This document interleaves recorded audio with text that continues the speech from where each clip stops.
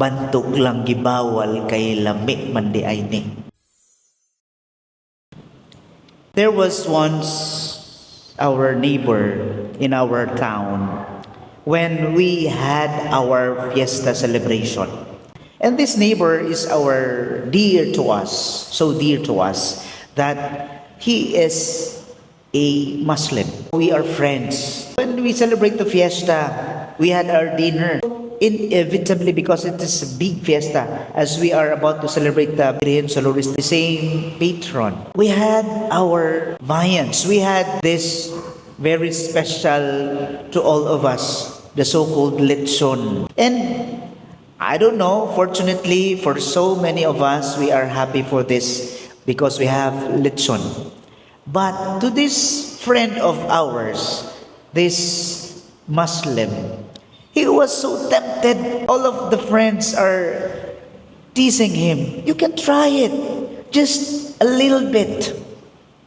And so, true enough, he was tempted. After he got some peas, especially the panit, the crispy part, then he said, bantog lang gibawal kay lami man di ay ni. In our gospel, it speaks about what is more important to us. Jesus is asking us to hear Him and understand Him, that it is better for us to look on what is inside, not outside.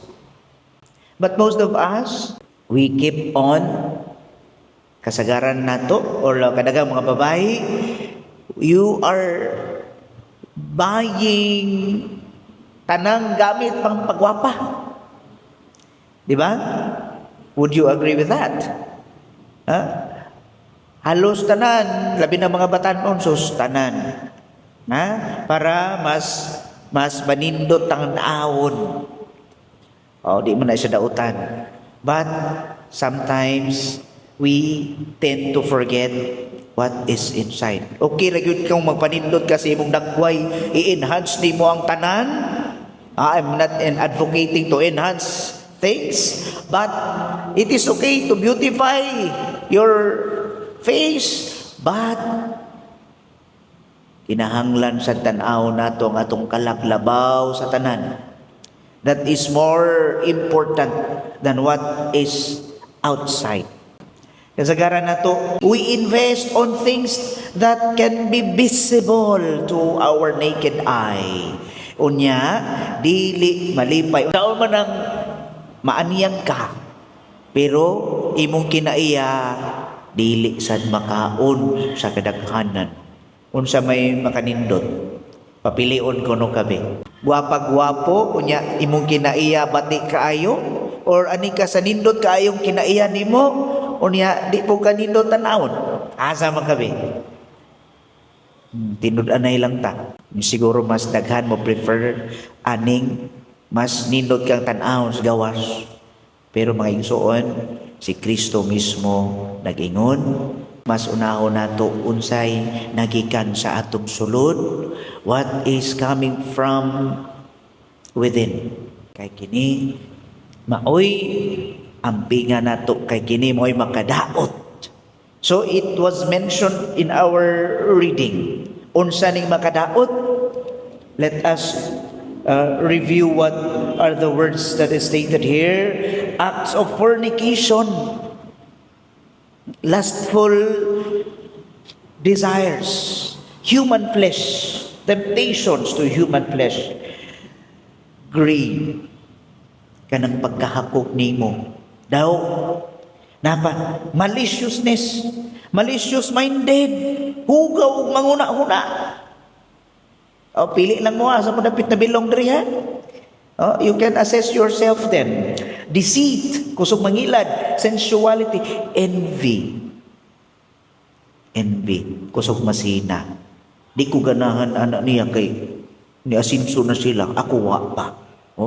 Blasphemy, arrogance, blasphemy kusog kaayo mang, no? Blaspheme og words, makadaot, kusog kaayo mamalikas. No? Arrogance, hambugiro, no? And obtuse spirit. All these evils come from within and render a man impure. So what is this for us, brothers and sisters? Let us reflect on ourselves then. Unsa ka ang ako ang kasing-kasing karon? Unsa may naghari basin na ako aning mga butanga, no? Unya wala na ako makit-i. Pat nakita na noon nako or maski preserve nako ang what is outside of me, no? To enhance, but I am not enhancing the beauty that comes from within. And God is talking to us. Inaot unta that we will prioritize more than anything else what is coming from our hearts than what is outside.